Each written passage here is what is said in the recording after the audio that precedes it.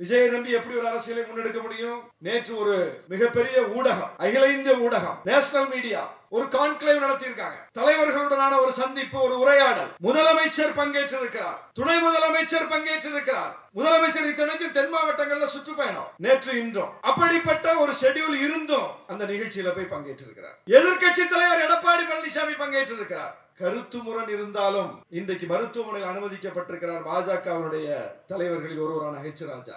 அவர் எந்த நிகழ்ச்சியில பங்கேற்றார்னா அந்த நிகழ்ச்சியில பங்கேற்று அங்கேதான் உடல்நலக்குறைவு ஏற்பட்டு மருத்துவமனையில் அனுமதிக்கப்பட்டிருக்கிறார். அப்போ உடல்நலக்குறைவு ஏற்படக்கூடிய அளவுக்கு ஒரு நிலைமையில இருக்கும் போது கூட அந்த நிகழ்ச்சியில போய் அவர் பங்கேற்றிருக்கிறார். ஒரு அரசியல் கட்சி, ஒரு அரசியல் தலைவர்கள் ஊடகங்கள் வைக்கக்கூடிய கேள்விகளை எதிர்கொள்ள வேண்டும். அவர்கள் முன்வைக்கக்கூடிய வாதங்களுக்கு பதில் சொல்ல வேண்டும். ஊடகங்களின் வழியே மக்களை சந்திக்க வேண்டும். மக்களின் பிரதிநிதியாக நின்றுதான் ஊடகங்கள் கேள்விகளை அடுக்குகிறார்கள்.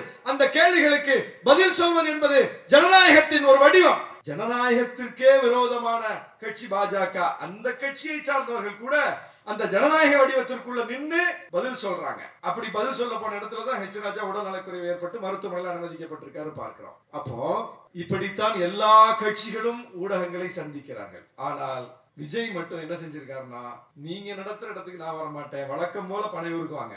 எப்படி கரூரில் 41 பேர் பலியாகி தங்களுடைய இரத்த உறவுகளை பறிகொடுத்த அந்த துயரத்தில் இருந்த மக்களை போய் பார்ப்பதற்கு பதிலாக தன்னுடைய இடத்திற்கு வர வைத்து பார்த்தாரோ, எப்படி போராட்டம் நடத்தி கொண்டிருந்த மக்களை போராடும் இடத்திற்கு போய் பார்க்காமல் தன்னுடைய இடத்திற்கு வர வைத்து பார்த்தாரோ, அப்படியே ஊடகத்தை, நேஷனல் மீடியாவையும் தன்னுடைய வீட்டுக்கு வர வைத்து ஒரு நேர்காணல் கொடுத்ததா சொல்றாங்க. ஜெயலலிதா அம்மா அப்பல்லோ மருத்துவமனையில் அனுமதிக்கப்பட்டிருந்த போது உடல்நலக் குறைவால் எல்லா தலைவர்களும் போய் பார்த்தாங்க. எங்க தலைவர் தான் முதல்ல போய் பார்த்தார். பார்த்துட்டு எல்லா தலைவர்களும் வெளியே வந்து என்ன சொன்னாங்கன்னா, பாத்தீங்களா அப்படின்னு கேட்டா, இல்ல பார்க்கல, கூட இருந்தவங்களை பார்த்தேன், விசாரிச்சேன், மருத்துவர்கள்ட்ட உடல்நலம் குறித்து கேட்டறிந்தேன் அப்படின்னு பேட்டியை கொடுத்துட்டு போயிட்டாங்க. நம்முடைய கம்யூனிஸ்ட் கட்சியினுடைய தலைவர், மறைந்த தலைவர் ஐயா தா பாண்டியன் அவர்கள், அவரும் போய் பார்த்தார். வெளியே வந்தார். ஊடகங்கள் கேட்டாங்க, பாத்தீங்களா? நான் பார்க்கல, அவரை பார்க்கவில்லை, அவரை பார்த்தவரை பார்த்தேன் அப்படின்னார். பார்த்தவரை பார்த்தேன்.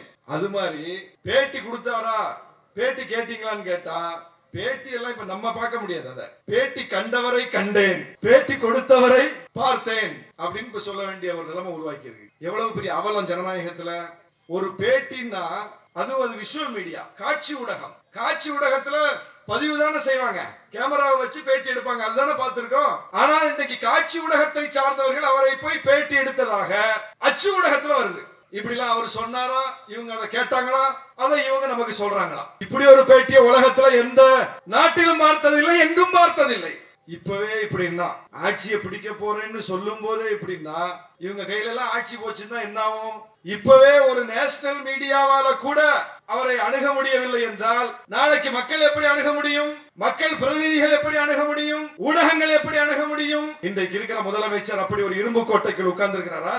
எந்நேரமும் யாரும் சந்திக்க முடியும் என்கிற ஒரு மக்கள் நாயகனாக இருக்கிறார். அப்புறம் யார் ஆட்சி வரணும்? நிறைய குறையோ முதலமைச்சரிடம் பேச முடிகிறது. எந்த கோரிக்கை என்றாலும் எடுத்து சொல்ல முடிகிறது. கூட்டணி கட்சிகள் சந்திக்க முடிகிறது, உரையாட முடிகிறது, எல்லாரும் பேச முடிகிறது. இப்படிப்பட்ட ஒரு ஜனநாயகத்தை விட்டுவிட்டு நீங்க ஜனநாயகம் போக பாக்குறீங்களா?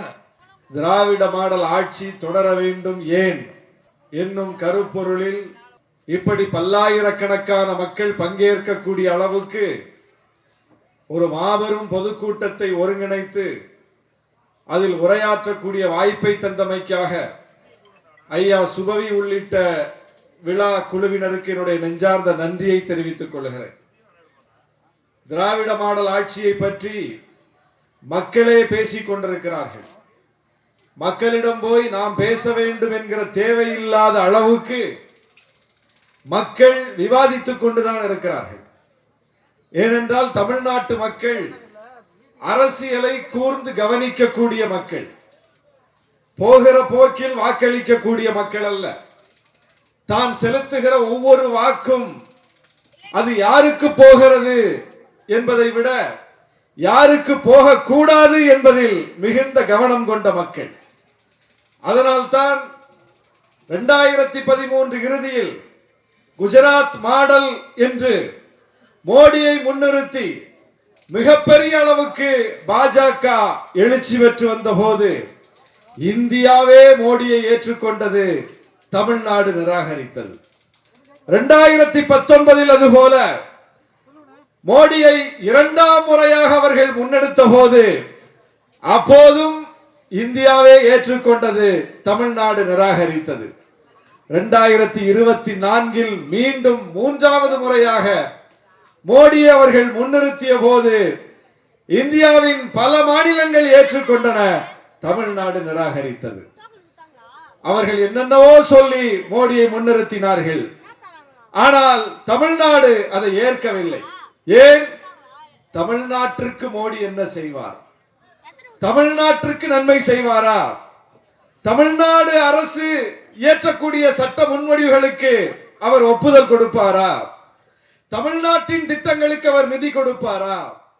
தமிழ்நாடு கேட்கிற கோரிக்கைகளை நிறைவேற்றுவாரா? தமிழ்நாட்டின் கருத்தியலுக்கு அவர் உடன்பட்டு வருவாரா என்றெல்லாம் தமிழ்நாட்டு மக்கள் பார்க்கிறார்கள். இதற்கெல்லாம் மோடி ஒத்துழைக்க மாட்டார். இதையெல்லாம் பாஜக ஏற்காது. எனவே பாஜகவை நாம் ஏற்க மாட்டோம் என்று சொல்லி தமிழ்நாட்டு மக்கள் பாஜகவை நிராகரித்தார்கள். அதனால் மோடி எதிர்ப்பை, பாஜக எதிர்ப்பை யார் தீவிரமாக பேசுகிறார்களோ அவர்களை ஆதரிப்பது என்று தமிழ்நாட்டு மக்கள் ஒரு உறுதியான முடிவுக்கு வருகிறார்கள். இது தமிழ்நாட்டில் உள்ள அரசியல் அறியாத மக்களுக்கு கூட தெரியும்.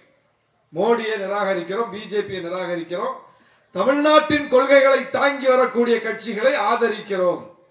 இது தெரியாத ஒருவர் யார் என்றால், தமிழ்நாட்டு மக்களின் உணர்வை புரியாதவர் யார் என்றால், தமிழ்நாட்டு மக்களின் உணர்வையும் தாண்டி சொந்த கட்சிக்காரர்களின் உணர்வை கூட புரிந்து கொள்ள முடியாதவர் தான் எடப்பாடி பழனிசாமி. அவர் போய் இன்றைக்கு தன்னை காப்பாற்றுவதற்காக, தன் தலைமையை காப்பாற்றிக் கொள்வதற்காக பிஜேபியிடம் சரணடைந்து கிடக்கிறார்.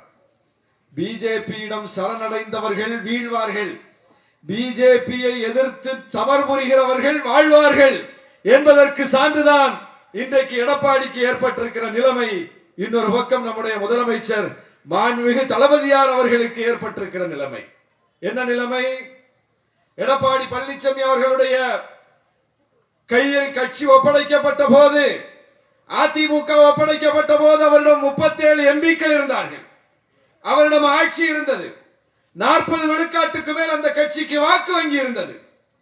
ஆனால் அவர் பாஜக நீட்டிய இடத்தில் கையெழுத்து போட்டதனால், பாஜக சொன்னதையெல்லாம் கேட்டதனால் என்ன ஆகிவிட்டது என்றால் 40-45 விழுக்காடு ஓட்டு வங்கி என்பது 18 விழுக்காடு 20 விழுக்காடு என்கிற அளவுக்கு சுருங்கிவிட்டது. 37 எம்பிக்களை கொண்டிருந்த அதிமுகவுக்கு இன்றைக்கு நாடாளுமன்றத்தில் ஒரே ஒரு எம்பி கூட இல்லை என்கிற நிலைமை உருவாகிவிட்டது. ஆட்சியை பிடித்து சசிகலா அம்மையார் வழியாக எடப்பாடியின் கையில் ஒப்படைக்கப்பட்டது. அந்த ஆட்சியையும் பறிகொடுத்து விட்டார் எடப்பாடி. ஆனால் நம்முடைய மாண்புமிகு முதலமைச்சர் அவரிடம் இந்த கட்சி தலைமை ஒப்படைக்கப்படும் போது ஒரே ஒரு நாடாளுமன்ற உறுப்பினர் கூட கிடையாது.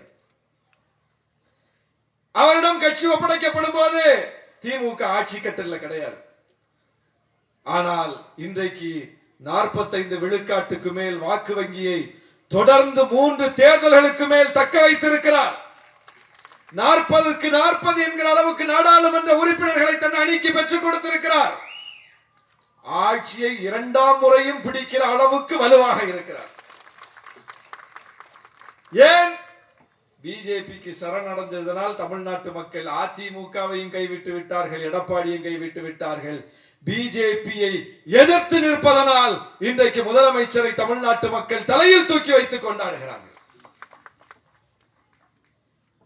கலைஞர் காலத்தில் கூட ஒரு கூட்டணியை தொடர்ந்து கொண்டு போக முடியவில்லை. ஆனால் எதிரிகள் சொல்கிறார்கள் அல்லவா, மோஸ்ட் டேஞ்சரஸ், அவரை விட இவர் ஆபத்தானவர் என்று சொல்கிறார்கள் அல்லவா. ஏன் சொல்றாங்க? இன்றைக்கு தளபதியின் காலத்தில் பார்க்கிறோம், 2017 அமைந்த அணி, 2019 தேர்தல், 2021 தேர்தல், 2024 தேர்தல் என்று 3 தேர்தல்களில் ஒரு அணி இந்திய அரசியல் வானில் தொடர்ந்து பல தேர்தல்களை வெற்றிகரமாக சந்தித்தது என்று சொன்னால் அது திமுக தலைமையிலான தமிழ்நாட்டு அணி. அதனால தான் இந்த அணியை பார்த்து பாஜக பதறுது. இவங்க சேர்ந்து நிக்கிறாங்க, ஒற்றுமையா நிக்கிறாங்க, ஒன்னா நிக்கிறாங்க, ஒரே கருத்தோடு நிற்கிறார்கள். இவர்களை வீழ்த்த முடியாது. மீண்டும் மீண்டும் ஒற்றுமையோடு வருகிறார்கள். அப்ப என்ன செய்யறது? ஒற்றுமையை குலைக்கணும். எப்படி குலைக்கிறது? பிஜேபி ஆட்கள் பிஜேபியில மட்டுமா இருக்காங்க? ஆர்எஸ்எஸ் காரங்க ஆர்எஸ்எஸ்ல மட்டுமா இருக்காங்க? ஆர்எஸ்எஸ் உடைய மிகப்பெரிய வெற்றியே தன் ஆட்களை எல்லா இடத்திலும் வச்சுக்கிறது தான். தனக்காக பேசக்கூடிய, தனக்காக இயங்கக்கூடிய நபர்களை எல்லா மட்டத்திலும் வைத்திருப்பதுதான் ஆர்எஸ்எஸ் வெற்றி. நீதிமன்றத்தில் இருக்கிறாங்கல்ல, பாக்குறோம்ல, எல்லா மட்டத்திலும் இருக்கிறாங்கல்ல. எல்லா மட்டத்திலும் இருப்பது போல்தான் முக்கியமான கட்சிகளிலும் இருக்கிறார்கள். குறிப்பாக பாஜகவை வீழ்த்த வேண்டும் என்று நினைக்கிற கட்சிகளுக்குள்ளும் கூட பாஜகவின் சிந்தனையை தாங்கியவர்கள் ஒளிந்து கிடக்கிறார்கள். எல்லா கட்சியிலும் இருந்தா காங்கிரஸ்ல இருப்பாங்க தானே.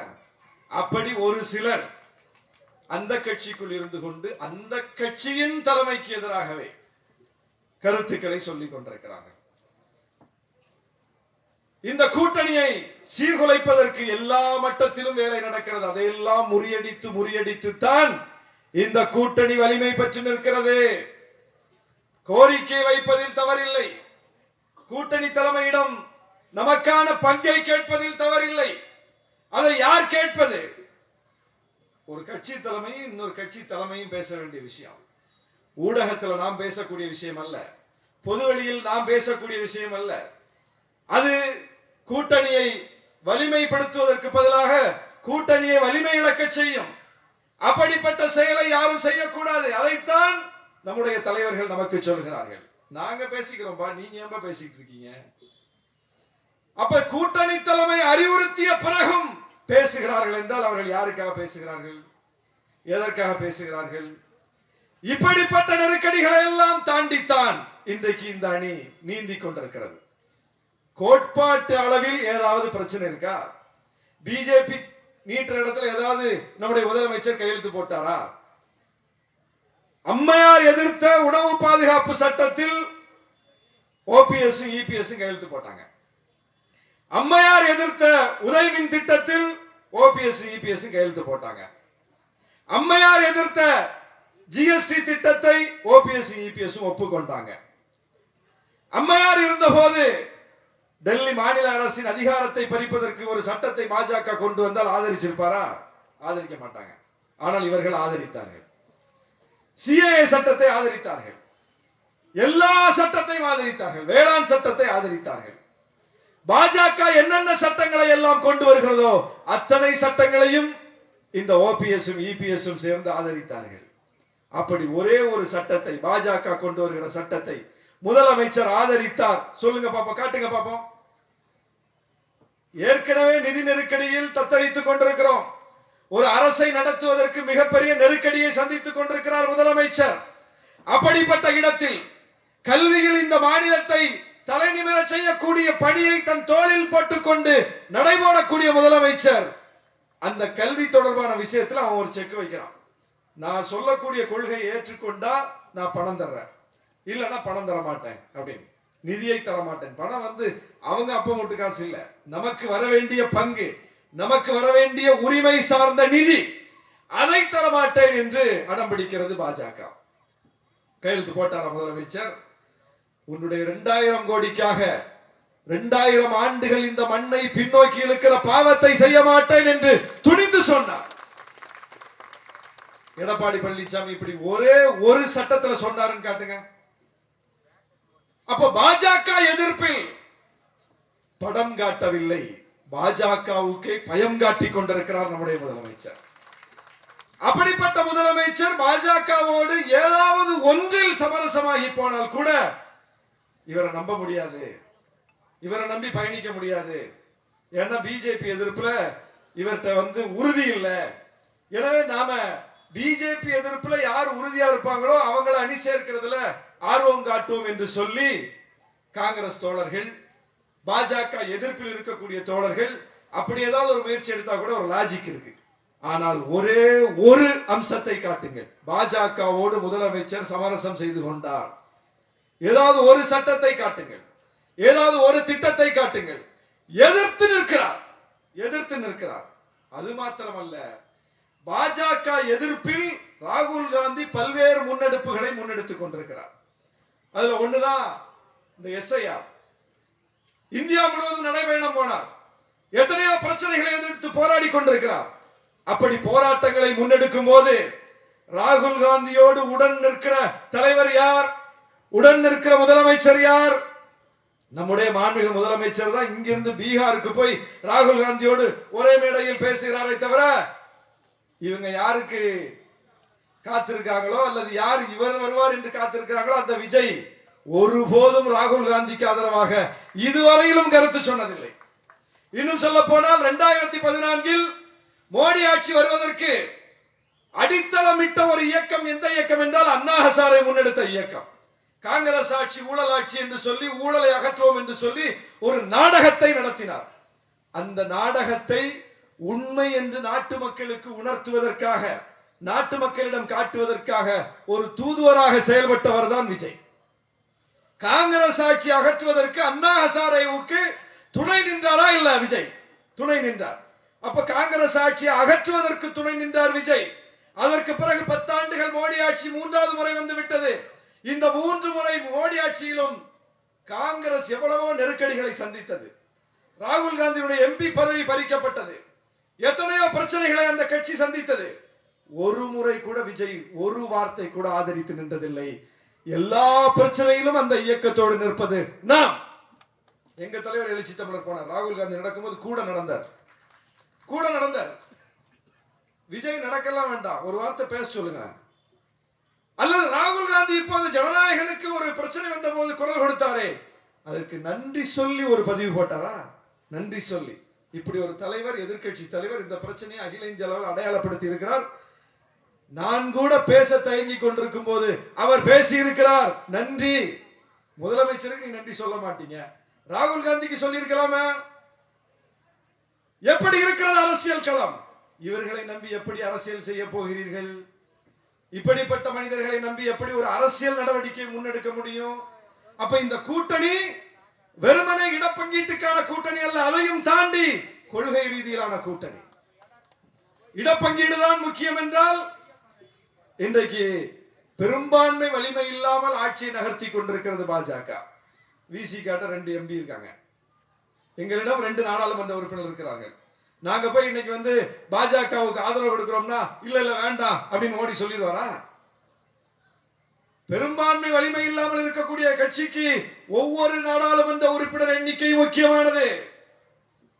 கம்யூனிஸ்டுகள் அகில இந்திய அளவில் பாஜகவுக்கு எதிர்நிலையில் இருக்கிறார்கள். அவர்களுடைய MPக்கள் போக மாட்டார்கள். காங்கிரஸ் பாஜகவுக்கு எதிர்நிலையில் இருக்கக்கூடிய கட்சி பிஜேபியோடு ஆதரவு கொடுத்து போக முடியாது. ஆனால் அந்த 2 கட்சியும் தாண்டி இந்தியாவில் எந்த கட்சி வேண்டுமானாலும் பாஜகவோடு சேரும் வாய்ப்புள்ள கட்சிகள் தானே. அப்ப அந்த ஆதரவை கொடுக்க முடியும் தானே. எங்கள் கட்சிக்கு என்ன இடம் என்று பார்ப்பது என்பது அது கட்சியின் நலன் சார்ந்த விஷயம் தான், பார்க்க வேண்டும் தான். ஆனால் அதையும் தாண்டி இன்றைக்கு பாஜக பெரும் வடிவம் எடுத்து எல்லா துறைகளையும் கைப்பற்றி இந்தியாவை சீரழித்துக் கொண்டிருக்கிற நிலையில் அந்த ஆட்சியை வீழ்த்துவது, அவர்களுக்கு எதிரான ஒரு வலுவான அணியை கட்டுவது என்பது எல்லாவற்றையும் விட முக்கியமானது. அந்த இடத்தில் நாம் காக்கக்கூடிய கண்ணியம், அந்த இடத்தில் நாம் காட்டக்கூடிய அந்த ஒற்றுமை, அது ரொம்ப முக்கியமானது. அதற்கு ஒரு உடைப்பு ஏற்படுத்தக்கூடிய வகையில் யாரும் செயல்படக்கூடாது. யார் செயல்பட்டாலும் அது பாஜகவுக்கு வலு சேர்க்குமே தவிர நம் அணிக்கு வலு சேர்க்காது. விஜயை நம்பி எப்படி ஒரு அரசியலை முன்னெடுக்க முடியும்? தோழர் உமா பேசும்போது சொன்னாங்க, நேற்று ஒரு மிகப்பெரிய ஊடகம், அகில இந்திய ஊடகம், நேஷனல் மீடியா ஒரு கான்க்ளேவ் நடத்தியிருக்காங்க. தலைவர்களுடனான ஒரு சந்திப்பு, ஒரு உரையாடல். முதலமைச்சர் பங்கேற்றிருக்கிறார், துணை முதலமைச்சர் பங்கேற்றிருக்கிறார். முதலமைச்சர் இத்தனைக்கும் தென் மாவட்டங்களில் சுற்றுப்பயணம் நேற்று இன்றும். அப்படிப்பட்ட ஒரு ஷெட்யூல் இருந்தும் அந்த நிகழ்ச்சியில போய் பங்கேற்றிருக்கிறார். எதிர்க்கட்சி தலைவர் எடப்பாடி பழனிசாமி பங்கேற்றிருக்கிறார். கருத்து முரண் இருந்தாலும் இன்றைக்கு மருத்துவமனையில் அனுமதிக்கப்பட்டிருக்கிறார் பாஜகவினுடைய தலைவர்களில் ஒருவரான ஹெச் ராஜா. அவர் எந்த நிகழ்ச்சியில பங்கேற்றார்னா அந்த நிகழ்ச்சியில பங்கேற்று அங்கேதான் உடல்நலக்குறைவு ஏற்பட்டு மருத்துவமனையில் அனுமதிக்கப்பட்டிருக்கிறார். அப்போ உடல்நலக்குறைவு ஏற்படக்கூடிய அளவுக்கு ஒரு நிலைமையில இருக்கும் போது கூட அந்த நிகழ்ச்சியில போய் அவர் பங்கேற்றிருக்கிறார். ஒரு அரசியல் கட்சி, ஒரு அரசியல் தலைவர்கள் ஊடகங்கள் வைக்கக்கூடிய கேள்விகளை எதிர்கொள்ள வேண்டும். அவர்கள் முன்வைக்கக்கூடிய வாதங்களுக்கு பதில் சொல்ல வேண்டும். ஊடகங்களின் வழியே மக்களை சந்திக்க வேண்டும். மக்களின் பிரதிநிதியாக நின்றுதான் ஊடகங்கள் கேள்விகளை அடுக்குகிறார்கள். அந்த கேள்விகளுக்கு பதில் சொல்வது என்பது ஜனநாயகத்தின் ஒரு வடிவம். ஜனநாயகத்திற்கே விரோதமான கட்சி பாஜக. அந்த கட்சியை சார்ந்தவர்கள் கூட அந்த ஜனநாயக வடிவத்திற்குள்ள நின்று பதில் சொல்றாங்க. அப்படி பதில் சொல்ல போன இடத்துலதான் ஹெச் ராஜா உடல்நலக்குறைவு ஏற்பட்டு மருத்துவமனையில் அனுமதிக்கப்பட்டிருக்காரு பார்க்கிறோம். அப்போ இப்படித்தான் எல்லா கட்சிகளும் ஊடகங்களை சந்திக்கிறார்கள். ஆனால் விஜய் மட்டும் என்ன செஞ்சிருக்காருன்னா, நீங்க நடத்துற இடத்துக்கு நான் வர மாட்டேன், வழக்கம் போல பனையூருக்கு வாங்க. எப்படி கரூரில் 41 பேர் பலியாகி தங்களுடைய இரத்த உறவுகளை பறிகொடுத்த அந்த துயரத்தில் இருந்த மக்களை போய் பார்ப்பதற்கு பதிலாக தன்னுடைய இடத்திற்கு வர வைத்து பார்த்தாரோ, எப்படி போராட்டம் நடத்தி கொண்டிருந்த மக்களை போராடும் இடத்திற்கு போய் பார்க்காமல் தன்னுடைய இடத்திற்கு வர வைத்து பார்த்தாரோ, அப்படியே ஊடகத்தை, நேஷனல் மீடியாவையும் தன்னுடைய வீட்டுக்கு வர வைத்து ஒரு நேர்காணல் கொடுத்ததா சொல்றாங்க. ஜெயலலிதா அம்மா அப்பல்லோ மருத்துவமனையில் அனுமதிக்கப்பட்டிருந்த போது உடல்நலக் குறைவால் எல்லா தலைவர்களும் போய் பார்த்தாங்க. எங்க தலைவர் தான் முதல்ல போய் பார்த்தார். பார்த்துட்டு எல்லா தலைவர்களும் வெளியே வந்து என்ன சொன்னாங்கன்னா, பாத்தீங்களா அப்படின்னு கேட்டா, இல்ல பார்க்கல, கூட இருந்தவங்களை பார்த்தேன், விசாரிச்சேன், மருத்துவர்கள்ட்ட உடல்நலம் குறித்து கேட்டறிந்தேன் அப்படின்னு பேட்டியை கொடுத்துட்டு போயிட்டாங்க. நம்முடைய கம்யூனிஸ்ட் கட்சியினுடைய தலைவர், மறைந்த தலைவர் ஐயா தா பாண்டியன் அவர்கள், அவரும் போய் பார்த்தார். வெளியே வந்தார். ஊடகங்கள் கேட்டாங்க, பாத்தீங்களா? நான் பார்க்கல, அவரை பார்க்கவில்லை, அவரை பார்த்தவரை பார்த்தேன் அப்படின்னார். பார்த்தவரை பார்த்தேன். அது மாதிரி பேட்டி கொடுத்தாரா, பேட்டி கேட்டீங்களான்னு கேட்டா, பேட்டி எல்லாம் இப்ப நம்ம பார்க்க முடியாது. அத பேட்டி கண்டவரை கண்டேன், பேட்டி கொடுத்தவரை பார்த்தேன் அப்படின்னு இப்ப சொல்ல வேண்டிய ஒரு நிலைமை உருவாக்கி இருக்கு. எவ்வளவு பெரிய அவலம் ஜனநாயகத்துல. ஒரு பேட்டின்னா அது விஷுவல் மீடியா, காட்சி ஊடகம். காட்சி ஊடகத்துல பதிவு தானே செய்வாங்க, கேமராவை வச்சு பேட்டி எடுப்பாங்க, அதுதானே பார்த்திருக்கோம். ஆனால் இன்னைக்கு காட்சி ஊடகத்தை சார்ந்தவர்கள் அவரை போய் பேட்டி எடுத்ததாக அச்சு ஊடகத்துல வருது. இப்படிலாம் அவர் சொன்னாரா, இவங்க அதை கேட்டாங்களா, அதை இவங்க நமக்கு சொல்றாங்களா? இப்படி ஒரு பேட்டியை உலகத்துல எந்த நாட்டிலும் பார்த்ததில்லை, எங்கும் பார்த்ததில்லை. இப்பவே இப்படின்னா, ஆட்சியை பிடிக்க போறேன்னு சொல்லும் போதே இப்படின்னா, இவங்க கையில எல்லாம் ஆட்சி போச்சுன்னா என்ன ஆகும்? இப்பவே ஒரு நேஷனல் மீடியாவால கூட அவரை அணுக முடியவில்லை என்றால், நாளைக்கு மக்கள் எப்படி அணுக முடியும்? மக்கள் பிரதிநிதிகள் எப்படி அணுக முடியும்? ஊடகங்கள் எப்படி அணுக முடியும்?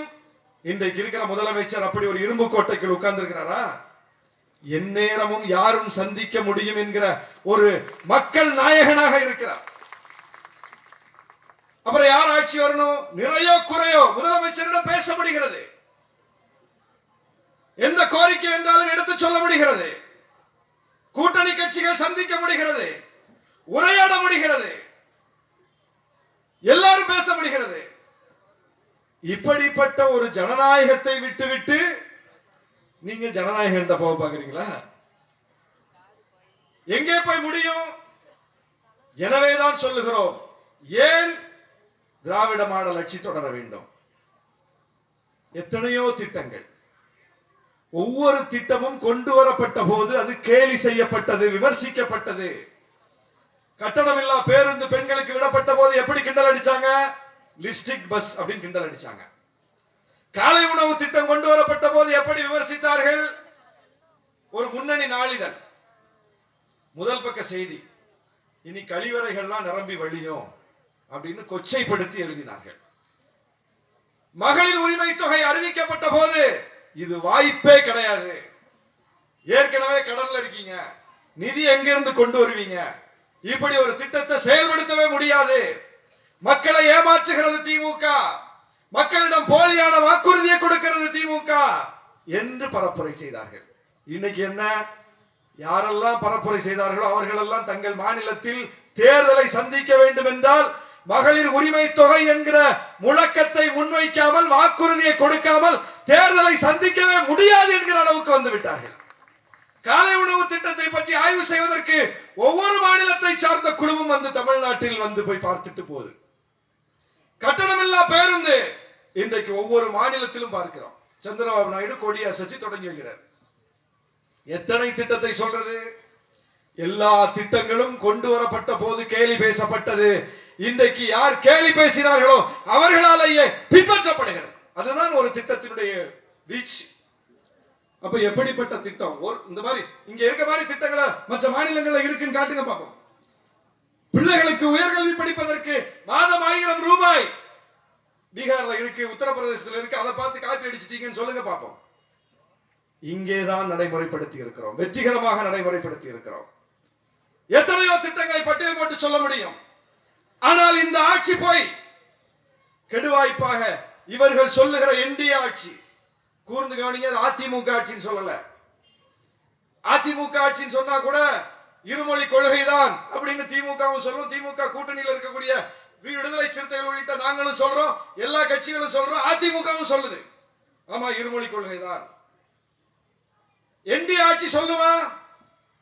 என்டிஏ ஆட்சி என்றால் யார் ஆட்சி? அதிமுக ஆட்சி அல்ல. என்டிஏன்னா யாரு? என்டிஏன்னா ஒரு கூட்டணி, தேசிய ஜனநாயக கூட்டணி. யாரெல்லாம் இருக்கா? தமிழ்நாட்டில் அதிமுக இருக்கு. வேற யார் இருக்கா?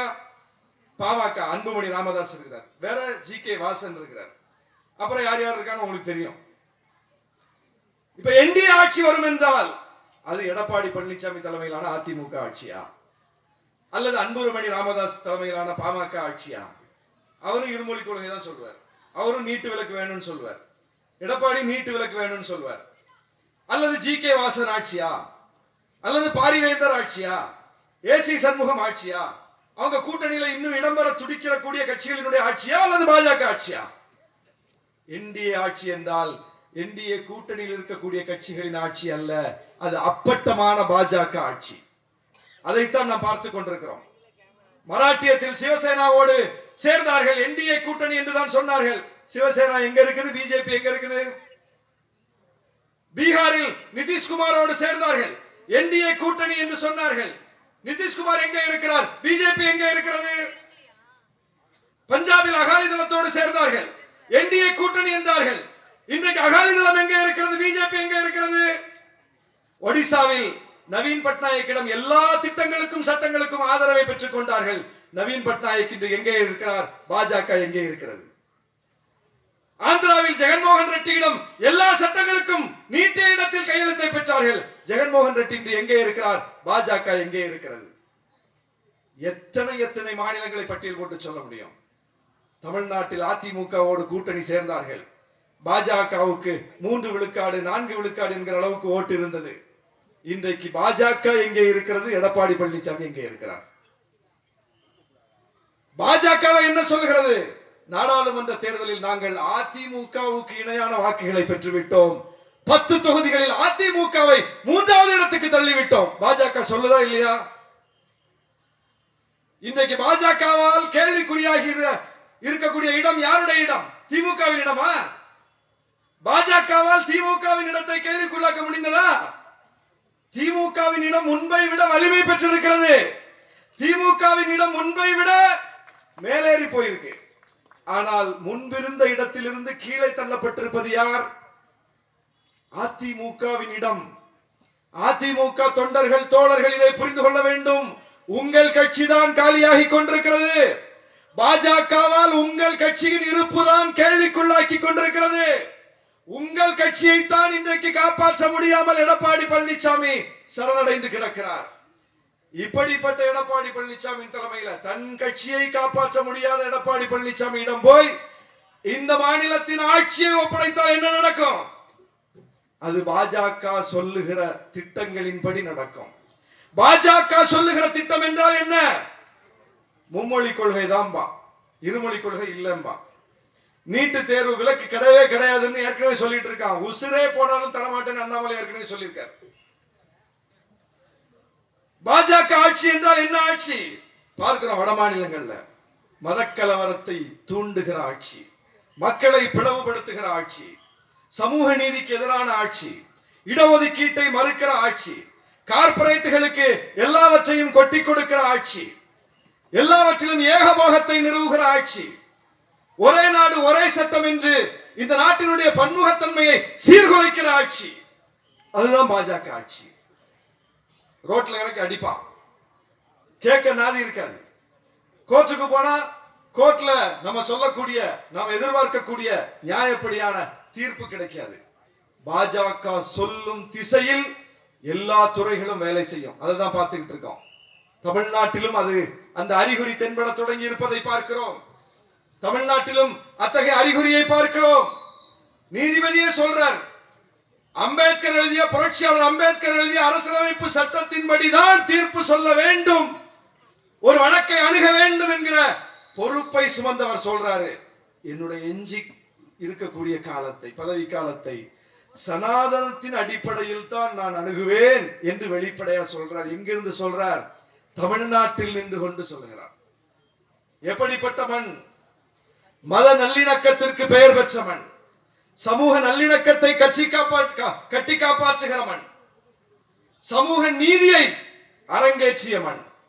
தமிழ்நாட்டில் இருப்பது போல 69 விழுக்காடு இடஒதுக்கீட்டை எந்த மாநிலமும் சட்டமாக்கி வெற்றி பெற்றதில்லை.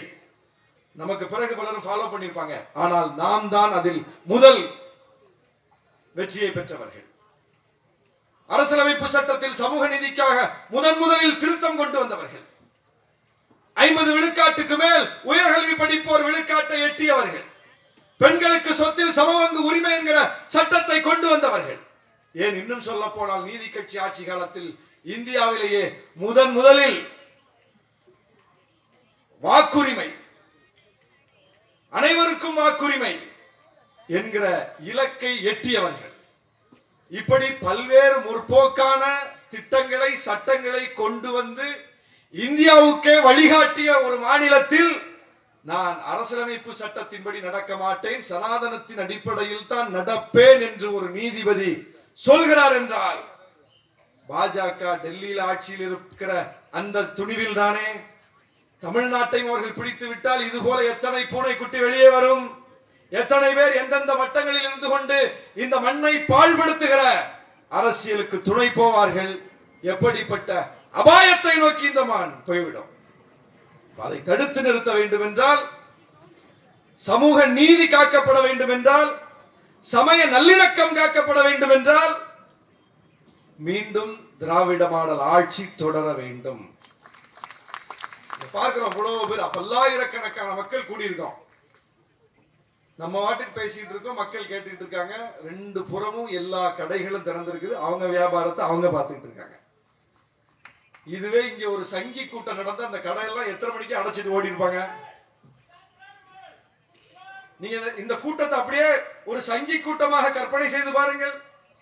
இங்க வந்து இப்படி இயல்பாக மக்கள் இருக்க முடியுமா?